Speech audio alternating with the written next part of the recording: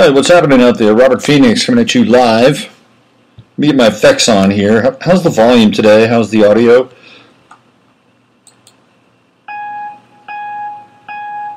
You hear that? I'm actually going to be recording today's show for video because that is the 21st century thing to do. And I'm just too good looking to not be seen.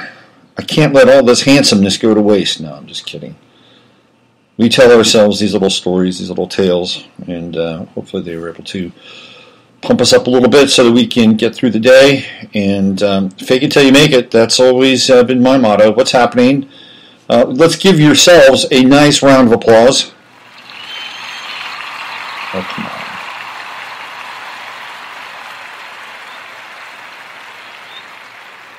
I think you're better than that. I think you're worth more than that. Come on.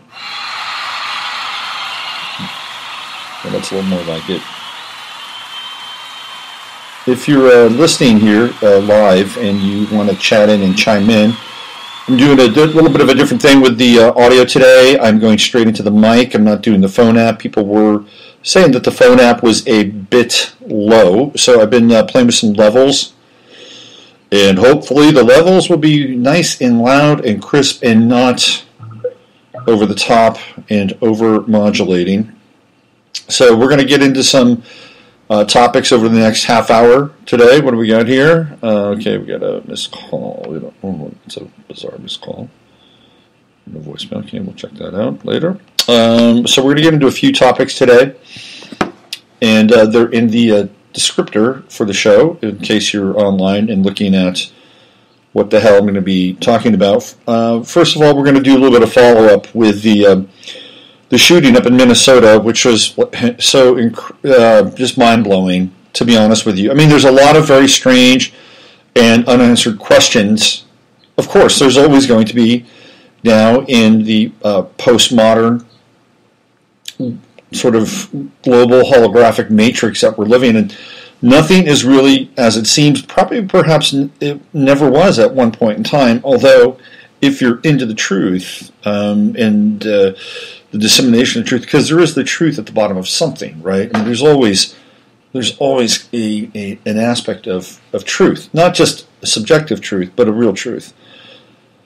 In this case, it's pretty clear.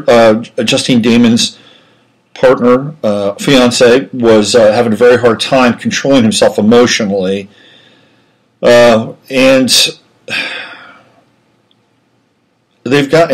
The whole thing is just utterly bizarre. So let's set this up for you once again, because these things just go down the memory hole, and then we're on to the next thing, and we're on to the next thing, we're on to the next thing. And Justine Damond called because there was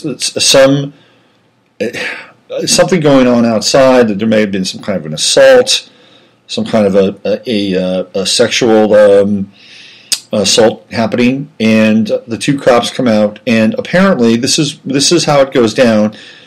She's talking with one of the officers, the driver, Mohammed-Noor, the man who killed Justine Damond, is sitting in the passenger seat, and he shoots her. He shoots her from the passenger seat. Okay, so let's do the logistics here. If he shoots her from the passenger seat, the other officer either had to be in the driver's seat, or he was out of the car and talking with Ms. Damond, and somehow this guy managed to fire off a bullet and not hit the partner and hit Justine Damond. The bottom line is he wasn't even out of the car. He was sitting in the car. Now, here's where it gets just completely bizarre. If you listen to the report, they're talking about like a firework going off or something like that. It's just very strange. The whole thing is very, very strange. And if you listen to the operator, I mean, I'm sure that they're supposed to have a couple of shots a second all before they go on their shift, because the guy sounds like he's just completely monotone, flat, and checked out. And I guess you got to do that with these situations, because if you get all amped up, it doesn't probably go all that well. But anyway, he's talking about how there is it sounds like another. The shot that was fired was, or the thing that they heard was the gun going off. It wasn't a firework. Anyway, Mohammed-Noor had recently been celebrated by the mayor of Minneapolis. Okay, can we just step back for a moment and just take that one act, okay? One act. Because this is a guy who is from Somalia, came to the United States because Somalia is apparently a shit place to live. And of course, we know all about Mogadishu and the Lost Boys and eating bark and insects and all that stuff. Okay, that's great, you know. I mean, not that it's great to run around and eat bark and be a lost boy, but we understand this. And I've met some Somalians who are really pretty cool people. Like I had a Somalian taxi cab driver one time in Boulder. He was a really nice guy. You know, we had a really good conversation. Very sweet spirit. Anyway, but he's celebrated for being a Somalian police officer. It's kind of like everybody gets a badge. Everybody gets a trophy. What if everybody just got a police badge? What if everybody was a member of the police? I think that might be the answer to everything. Just swear everybody in. Oh, I'm a cop. I'm a cop. I'm a cop. We're all cops. If we're all cops, then we can all arrest each other. We can all tell on each other. We can all carry guns, and then it just negates everything. Oh, you think you're all that because you're a cop? Well, I'm a cop too. Well, I'm a cop too. Oh, really? Let's see your gun. Well, let's see your gun first. You know, so we could just all be cops. Let's just all be cops. Anyway, they celebrated this guy because he was a Somalian police officer. I mean, there are so many people in this country who have done incredible things. You know what's an incredible thing? Paying off your student loan. That's an incredible thing. Those people should be celebrated. They should be taken right down to City Hall, and they should bring them up and say, guess what? Today we have 4 people that paid off their student loans. And we want to celebrate them because guess what they did? They participated in the system. They got a loan. They got a job or whatever they did, but they paid off their student loan. And let's give them a round of applause. And you know what? That's a good thing. It's a really good thing because what's going to happen is we're going to have more and more defaults on student loans. And at some point, I mean, I've talked about this before. You know, it is right up there with the housing bubble right now in terms of what people owe and the amount of money. It's just a giant scam. And it's only going to get worse unless you're involved in robotics, AI, some sort of genetic or molecular biology, and kind of, you know, related fields that are going to morph the human genome and continue the advance of AI, neural networking, and all the other related fields. If you go to college for that, guess what? You're going to have a job waiting for you somewhere out there. I guess at some point DeVry will offer robot repair courses. But in the future, the robots will repair themselves. Unfortunately, the human robots cannot repair themselves, or at least they have a difficult time of it, and now the health care that they've been depending upon is clearly in jeopardy. And even the health care they've been dependent upon, and there are some people who are really happy with Obamacare.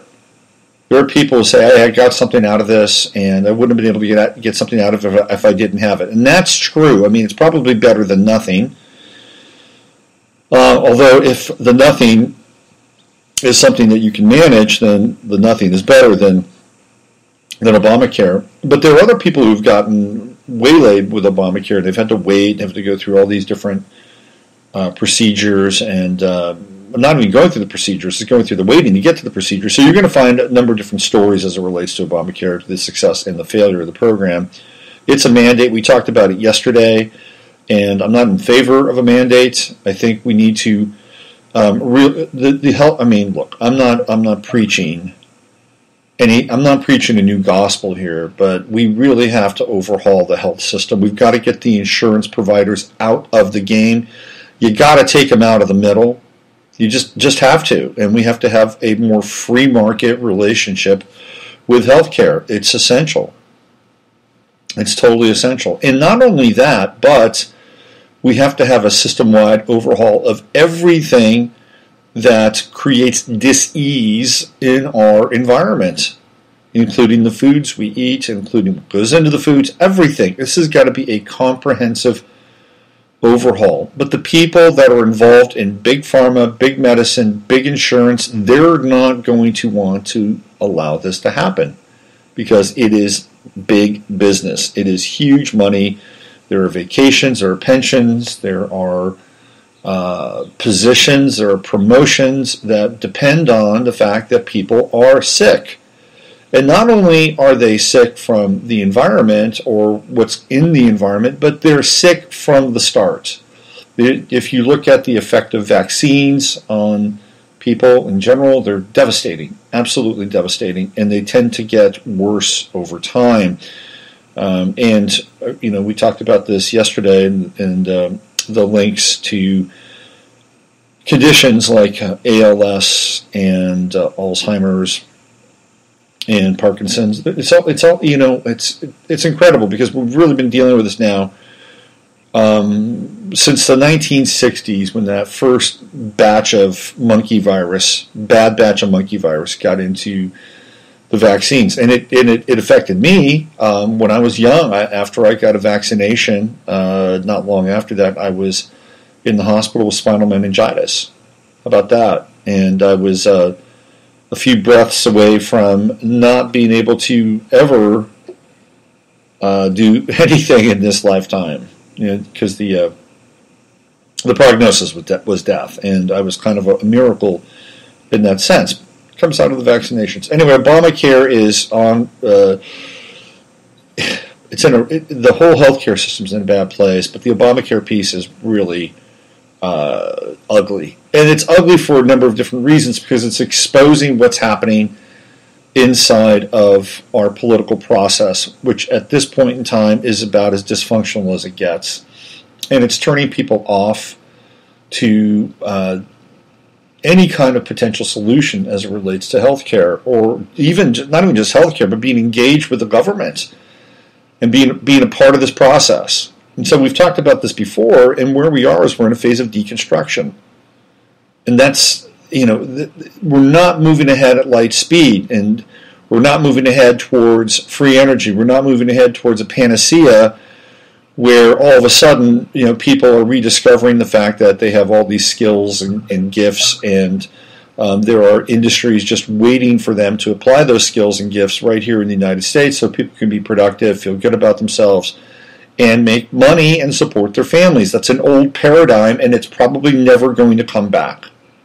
I hate to be the bearer of bad news, but it's not going to come back, and for a number of different reasons. And we probably don't have a long enough show to get into them. And the new paradigm is kind of out there. It's waiting to unfold, but the part of this piece that we're in is we're on a mystery walk. And I know a lot of you people out there are engaged in research. Like, you get on the internet and you go from one subject, one topic to another, to another, to another. And the next thing you know, you're down a rabbit hole and you're learning things that you would never have learned before. You're experiencing epiphanies, and you're exploring the parameters of, what this paradigm is about, what it's not about, and it blows your mind, right? Now, did you set out with that process thinking, okay, I'm going to look at gun control, and then by the time I'm done with this, I'm going to be back in the 1600s, and I'm looking at some sort of philosophy that was crafted in the 1600s that would at some point in time move forward and evolve into gun control. I mean, you wouldn't have said that, or you wouldn't have said, hey, I'm looking at gun control and I'm going all the way back to Napoleon and Cromwell and whatever, right? Because that's not how it works. That's not how it works. At least not now, because we're living in such an omnidimensional and tangential universe. And so that model applies to the new paradigm. We have to move forward. We don't necessarily know where we're going. We don't. We're in the same process, that same wormhole that takes us from one topic all the way through this labyrinth of understanding, cognition, revelation, maybe a few dead ends along the way. It's not always epiphany. Sometimes you have to kind of roll through the mud a little bit. But then you find something. You find this gem, and you go, wow, this is kind of mind-blowing. And then you have a kind of a new understanding or new facet of connecting to this reality. The new paradigm is very similar in some ways because we don't know where we're going. There's no model out there. I mean, we have this template, we have this foundation of the Constitution, and we have the Declaration of Independence and the Bill of Rights, and these documents theoretically are the template and the foundation, and we build off of them. But as we've seen over time, those things have been abrogated, they've been mutated, they've been ripped up, they've been ignored since we had 9/11 and the Patriot Act come into play. It's superimposed upon the Constitution. So there's a whole number of factors here that have it's like kudzu, it's like choked everything off. So we're trying to move through a system where things are choked off. Meanwhile, the globalist paradigm is coming in. Oh, this is fresh. This is new. Oh, look at this. All we have to do is continue to move in this direction. Embrace these ideals. Embrace these philosophies. Embrace these principles. And by doing so, we could just move away from the old paradigm, which is continually portrayed in a tortured and dying and completely unjust fashion. Because that's what the media does. At least this current version of the media, that's what it does. So there's that, and a lot of people will buy into that because it's easier. It's much easier for them to say, hey, look, here's something new. We're going to get into this. We're going to get into this global peace and no borders, and it feels so good. And we're going to adopt an ideology and a mindset that goes along with it to support it. Because in their minds, that's an alternative. That's not the alternative. I'm here to tell you that right now. What the alternative is a new paradigm that probably has a little bit of both, to be honest with you, because there are certain things about, to some extent, the global paradigm that are actually you can take a few things out of there that actually kind of work, right? I mean, and really, what I'm looking at is having kind of a safety net for people, and that's really more of a social perspective. Like, I do think certain people need a bit of a safety net for a while, but not forever. They need a bit of a safety net. If you get into trouble or you have some issues with your life, and Lord knows there are a lot of people out there that are really buckling under immense debt. They're buckling under extreme circumstances, working 2 to 3 jobs sometimes, trying to support a family. And their safety net is real thin. And should they be faulted for falling through the cracks sometimes because of a medical condition, or somebody just buckles under the stress and pressure of their day-to-day life and they kind of go off the reservation? Should they be penalized for that? No, they shouldn't.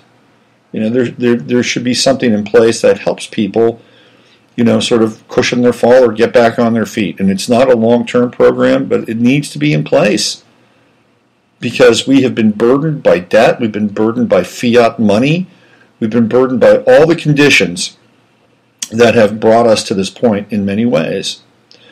So, if anything, that's the one thing that I would bring over. There would be a kind of a nominal safety net, maybe a 6 to 8 month safety net that for people to get back on their feet. The debt thing is significant. It's really big. A lot of people have it, and a lot of people are having a hard time dealing with it. Now, I posted yesterday on the money change. The money change is coming. The money change is coming next year and the year after that when we have Uranus go into Taurus. Taurus is also always about resources. It's always about money, assets, gold, silver, any kind of hard metals, anything you get out of the ground. That's Taurus. And Uranus always represents change. What have we seen in Uranus and Aries? We've seen the change of the individual. The individual has become radicalized during Uranus and Aries. I was just reading this morning about 500 youth. There's the term you want to focus on. 500 youth gathered together at a flash mob cookout yesterday, or I think it was yesterday or Sunday in Philadelphia. And they basically ran a community center. And when I say ran, it wasn't anything like, hey, it's going to be Youth Day. We're going to take over the community center today. We're going to put together some activities. We'll have a basketball tournament, and we'll have a breakdancing contest, and we'll have a pie cook-off. And no, it wasn't like that. They basically took it over. Like, they seized the community center. And I don't even know if they cooked anything. I don't even know if they had a DJ. They said the DJ was all social media flash mob stuff. 500 Philadelphia youth got together, and the cops showed up, and they were outnumbered. Seriously outnumbered. And if you're a cop in that situation, what are you going to do? You're going to start to throw smoke bombs and shoot rubber bullets, and boy, that's not going to look really good, taking out 15, 16, 17-year-old kids, right? No, they let them do it. They just let them party, and eventually the crowd dispersed. But we're going to be seeing a lot more of that, trust me, over the course of the next months and even years, where mobs and crowds will become so big and so unruly that they're going to outnumber the police. And at that point, it'll be interesting to say the least. But anyway, we're talking about money, and yesterday I posted this on Facebook, and I've got a little Instagram account here called the Hill Country Astrologer, so I post something every day on that little Instagram thing. And it brought up some pretty good discussion about money, because Visa has been offering restaurants $500,000. Like, if you're a restaurant, and let's say you're on life support. This is how money lending works, and this is basically a money lending scheme by Visa. You're on life support, and Visa says, hey, we'll give you $500,000 if you just do away with cash, or whatever their incentive is. Like, we'll take away all your processing fees for the next 3 years. Maybe that's how they do it. It's like, okay, we'll get you new terminals, we'll do this, we'll do this, we'll do this, and we'll incentivize you with no processing fees for 3 years, and we'll give you, say, $100,000 cash bonus. You're a restaurant, and you're looking at paying your vendors and all the other things that go along. You're thinking to yourself, well, geez, this could be a good deal for me, because it allows me to stay in business. I now have a new partner. Now you can, classify Visa as a partner in your business, and isn't that how Visa would frame it? We're your partner now. You just think you're partnering with one of the biggest companies in the world. We're your partner. And you can say, wow, I'm partnering with Visa. You can go down to the bank and say, hey, I'm going to do this thing with Visa. I'm partnering with Visa now. I'm sure the bank will love it. Probably not. Unless, of course, it's Visa's bank. Anyway, they're offering restaurants $500,000 to convert to a non-cash system.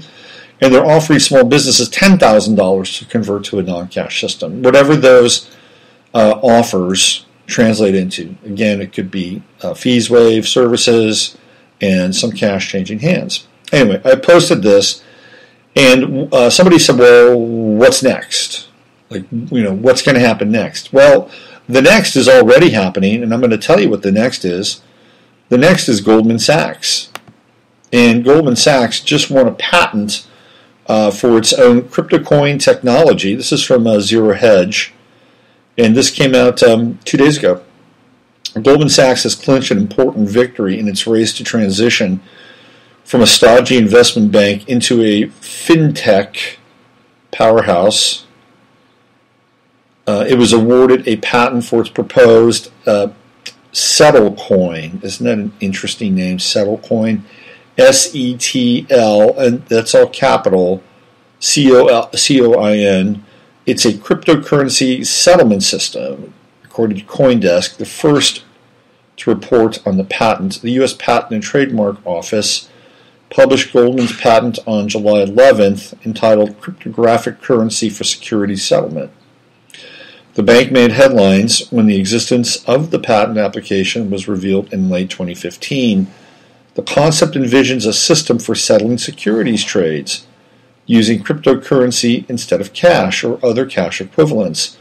When filed in December of 2015, the application notably outlined methods for exchanging settlecoins for digitized stocks for firms like Google and Microsoft, as well as cryptocurrencies naming Bitcoin and Litecoin in particular, as CoinDesk explains. In its patent application, Goldman highlights the shortcomings of the clearing and settlement system, explaining how counterparties are forced to bear unnecessary risk during the period where a trade is made and when it is settled, which can be up to 3 days for stock trades.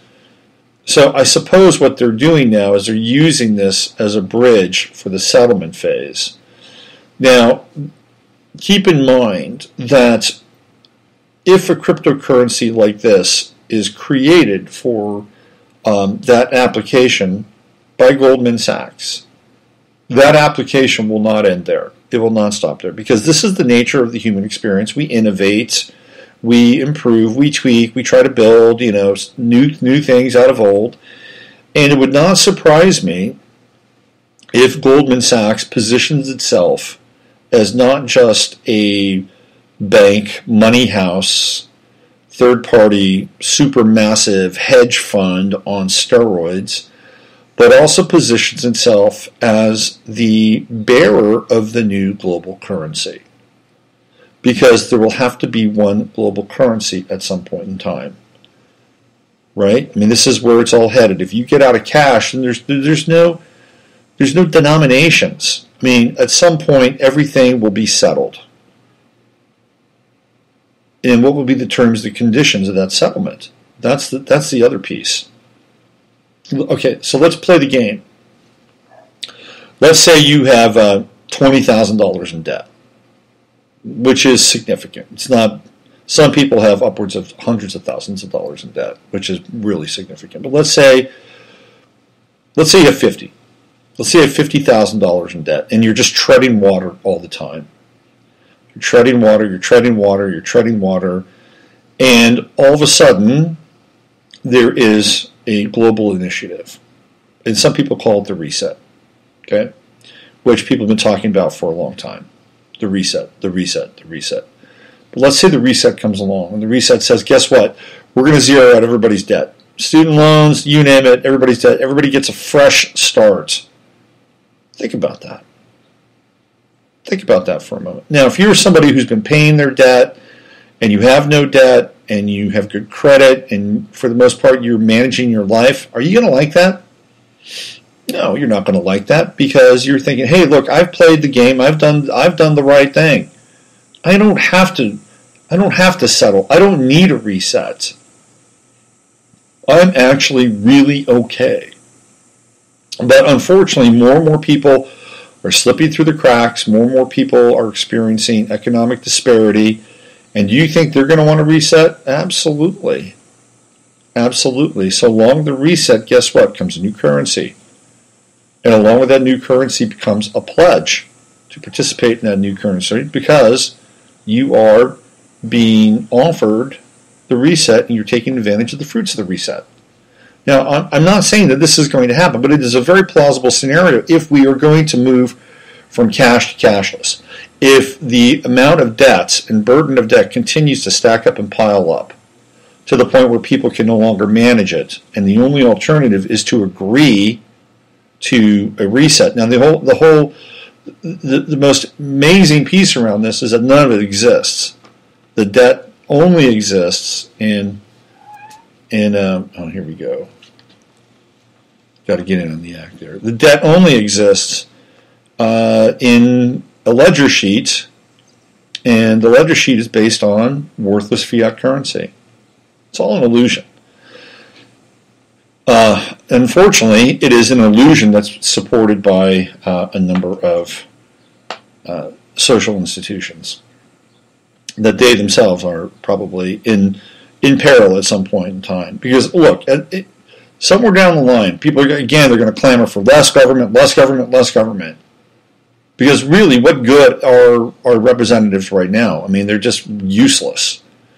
They're bogged down into anti-Trumpism. They're all trying to cover their ass with their special interests. Some of them are deeply tied to the globalist state and will do anything in their power in order to support the globalist state. So at some point, even the institutions themselves will probably scale back and fail. And who knows what they'll be replaced by? It just boggles the mind here. But we're at that precipice. We're at that point in time. We're not quite at the tipping point yet. We're getting very close. And we're certainly in this deconstruction phase. Now, the new paradigm comes about through what? The new paradigm comes about through people who are willing to explore new alternatives. People who are willing to explore new ideas, new communities, new ways of doing business, new ways of making things, new ways of participating with various types of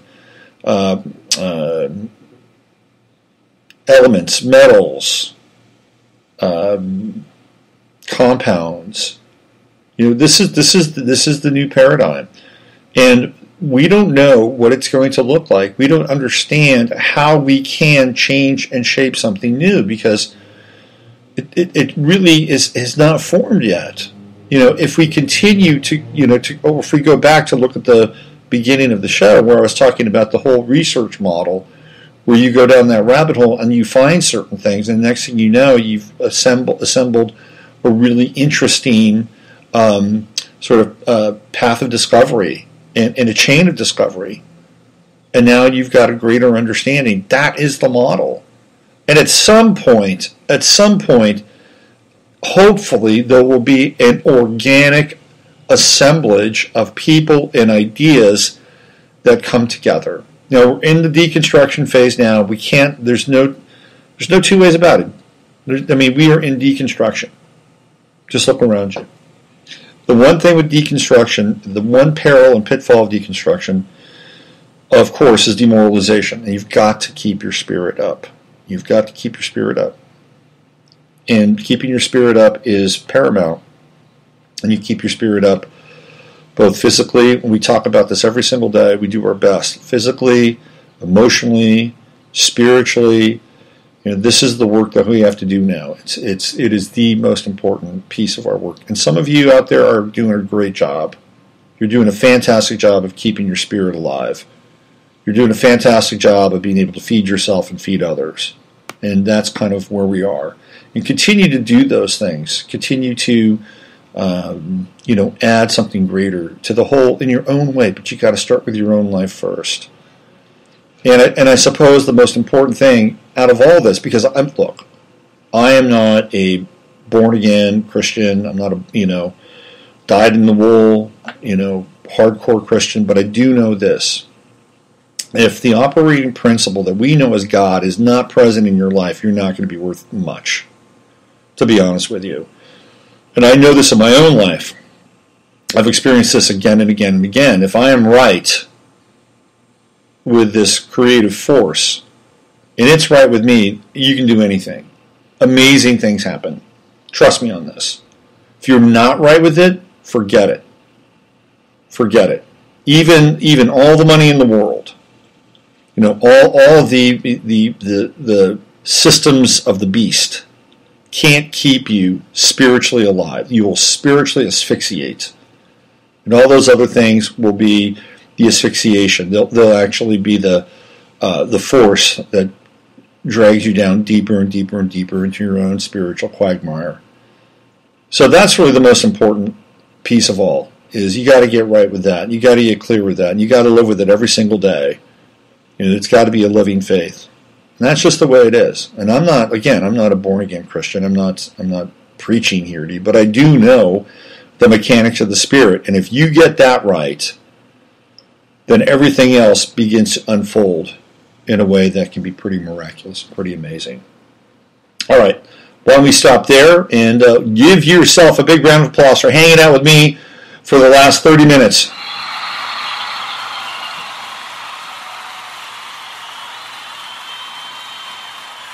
That feels good, doesn't it? All right, just a few housekeeping notes. I will be in Houston on the 16th and the 17th at newparacon.com. How about that? I'll be speaking there. I'll be speaking about Uranus and Taurus and the changes it's going to bring to us over the course of the next 7 years. And I'll also be talking about Chiron and Aries, which is coming next year, and that's a major aspect change for all of us in terms of power, individuality, vulnerability, all those things that go along with Chiron and Aries. We'll get into that in a much bigger way down in Houston, so check it out. It's an interesting conference.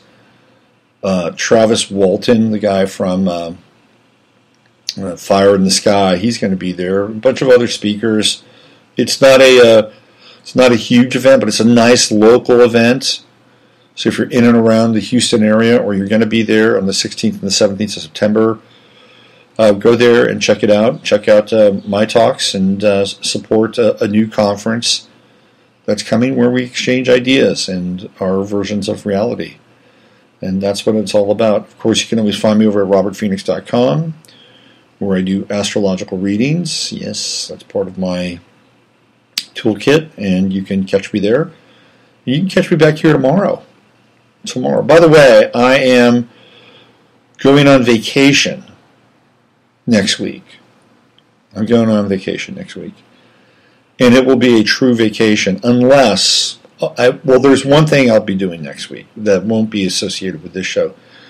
I'm going to be on Off Planet Radio with Randy and Emily next week at some point. That's about the only thing I'll be doing next week. I won't be doing the 15 minutes. I'm just going to unplug, take some time out, hang out with my family, and regenerate a little bit. So that's kind of just on the horizon, just letting you know. And, of course, Off Planet Radio, which will be happening next week. And today, hopefully, cross your fingers, I'll get to the summer forecast. I've been working on it, even though we're already in summer. Keep your eyes out for that. It'll be on YouTube. All right, that's it. Use your head to discern what's real, your heart to step on what's possible. I'm Robert Phoenix. Have a great day.